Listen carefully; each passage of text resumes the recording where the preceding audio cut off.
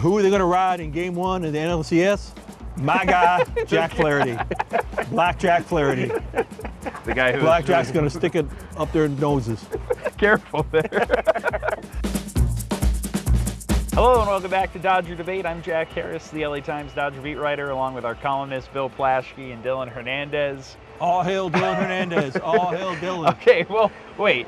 He entered the series, yes, riding with Yamamoto as his guy, until he disowned him and said, Whoa. TBD is That's the right, he ace. did. You're right. Go with the bullpen game in Game 5. It turns out they were both great choices.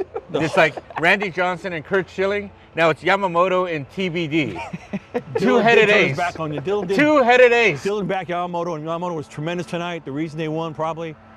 But Dylan did abandon him. You're right. You abandon your guy. Well, it's like picking Schilling or Johnson, right? You just whichever way you go, they're both winning choices. I just thought. I think we're gonna have to reread this column. I just wanted to save Yamamoto for the Mets so they could get ahead in the Mets series. You know, but it turns out they were both Judas. It turns out You they were turned on both him, Judas. tremendous choices. Anyway, bottom line was Dylan did right. Like 2 months ago, they were going to win the World Series because of Yamamoto, and that's actually, hail Dylan. That's how it looked tonight. Yeah, that is true, because the Dodgers won Game 5 against the San Diego Padres 2-0. Yeah, the score. The score. They advanced to the National League Championship Series for the first time since 2021, where they will play the New York Mets. And yes, Yoshinobu Yamamoto was maybe the biggest reason that this happened. He pitched 5 scoreless innings after, it looked like they might go with a bullpen game in Game 5 or shorten him to just a couple innings, but he comes out, he sets the tone. Kike Hernández and Teoscar Hernandez both homer. The bullpen closes out his second straight shutout. The Dodgers finish this series with 24 straight scoreless innings from their pitching staff. All right, now you can gloat about Yamamoto. Yeah, and speaking of Kike Hernández, I think he kind of gets an assist here with Yamamoto because, Yamamoto talked about kind of the biggest thing was after that Game 1 disaster, how many of his teammates kind of came up to him, told him like, hey, we still believe in you. And I guess when they were As opposed to you. As opposed to you. And Kike Hernández, I guess, took out Yamamoto. They had like a 2-hour long conversation at a cafe somewhere. But I mean, he pitches like this, right? I mean, this is kind of the guy that I think we saw in that first start back in September. What do you make of this series for the Dodgers? Like, obviously there was so much attention and focus on their inability to get past the NLDS the past couple years. They were down 2-1 in this series. What did you see in these 2 games that allowed them to flip the switch here to advance, and what it means going forward? Dave said it, just resilience, just toughness. Just really, it's all about the bullpen. The bullpen that we've been on for so long was incredible, and the bullpen really saved him this game because Shohei didn't do so great.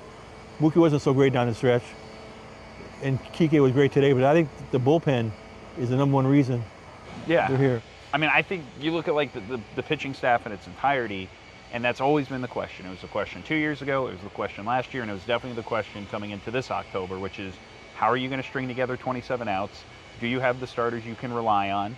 And will the bullpen be able to hold up to what we thought? And it kind of bared out this way to be a pretty heavy workload. And I think as they move forward now to play the Mets, the fact that this did look so good against a really good Padres lineup in these last 2.5 games. You even go back to Walker Buehler being able to settle down in Game 3 and give them some innings to save the bullpen a little bit that night.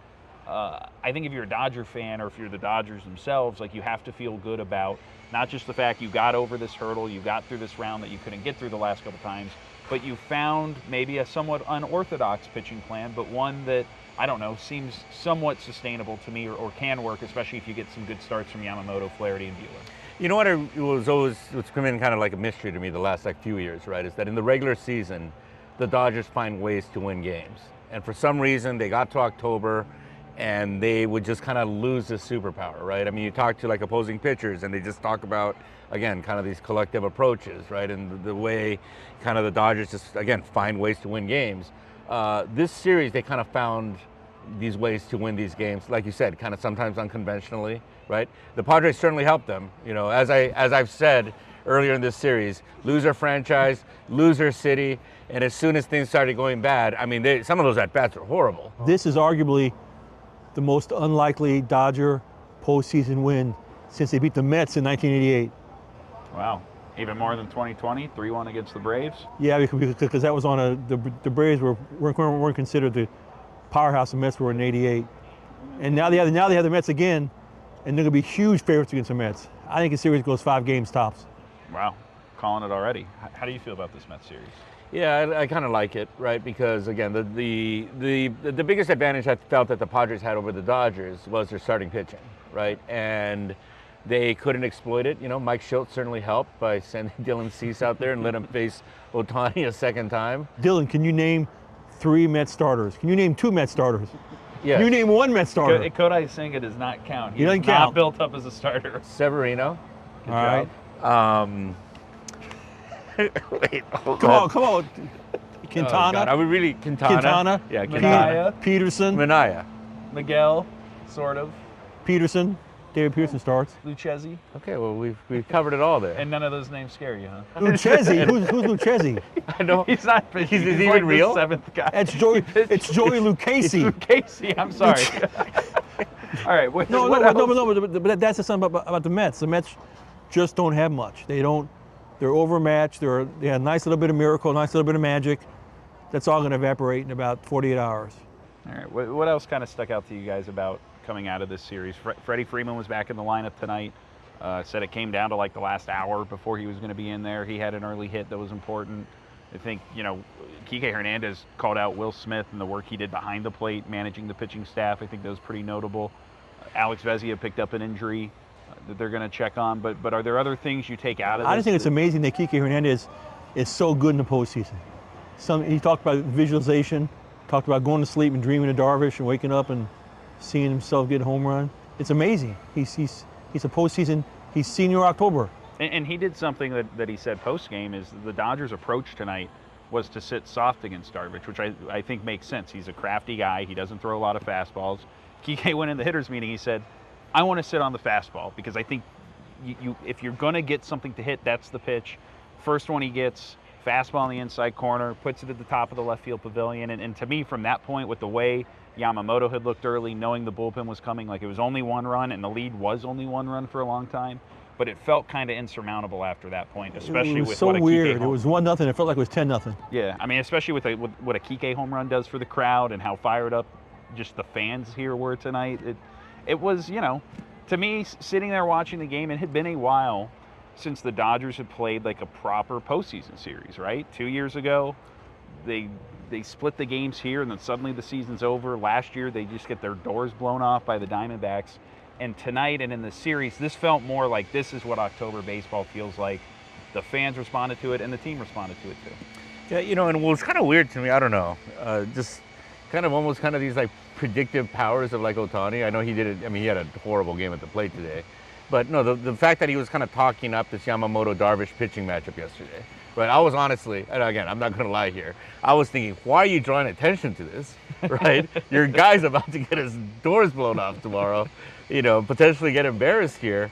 But, I think he kind of has this like effect on certain guys, right? I mean, especially the Japanese players who kind of understand like what he means to that country and stuff. I think Ohtani kind of putting that out there was kind of an indirect, right? Hey, I believe in you. You're gonna, right? You're gonna match up well against this guy that's given us a lot of trouble over the years. And that speaks to something that Andrew Friedman mentioned post-game, which is obviously the guys who have been here the last couple of years were sick of the NLDS disappointments, that there were some corners of the room where he could feel a little bit of trepidation when they fell down 2-1 in the series. But the new guys, right? Teoscar Hernandez. I'll even throw Kike in there a little bit because he only came halfway through the season last year and didn't play much in last year's NLDS. Ohtani, Yamamoto. Like, it was the new guys to this team that I think have helped really change the energy in that room, the belief in that room, and add something that might have been missing the last couple of years on the field and off of it, as we saw. This team is clearly bonded. It sounds cliche, but it feels like 1988 here again. For the first time in a long time, it feels like 88, which is the last time they won a full season World Series championship. You got them in 5 going through the NLCS, so put Yes, them I back do. in the World Series. For Yes, the I first do. time since 2020. Back then they had the Bulldog, now they have TBD. And Flaherty. Instead of Belcher, now they have Blackjack Yamamoto. Flaherty. And Yamamoto. So game 1 of the NLCS will be here. Wait, who's the Mets star you talked about? I Lugenza? don't want to say it the wrong way again. Lugenza, whatever his name is. Okay. Lucchesi? Yeah, it's pronounced Lucchesi. Joey Lucchesi. Sorry, yes.